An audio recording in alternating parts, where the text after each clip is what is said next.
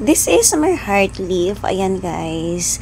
Share ko lang sa inyo guys na ang ganda talaga niya kapag meron siyang kukupol. Pansin nyo ba guys, mas malaki yung dahon niya kapag gumagapang siya sa kukupol. So ayusin ko lang kasi nga medyo humaba na siya. So sayang naman kung i-cut ko. So ang gagawin natin is, pakita ko sa inyo guys, mas maganda na tingnan, mas makapal pa. Ayan. So, ikot lang natin siya guys ha. Gupitin natin yung tali. Ito sure na simula baba hanggang taas. May ikot natin itong ating heart leaf. Ayan. In order ko lang to guys sa Shopee ng 60 pesos. At kita nyo naman ang lago na niya. Nakadalawang cut na nga pala ako. At napropagate ko na guys.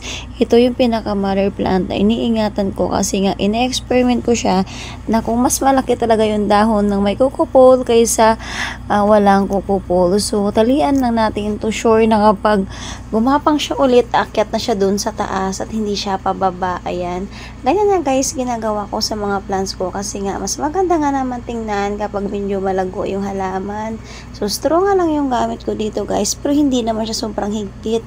Ang hirap nga niyang talian dahil kumakalas nga siya.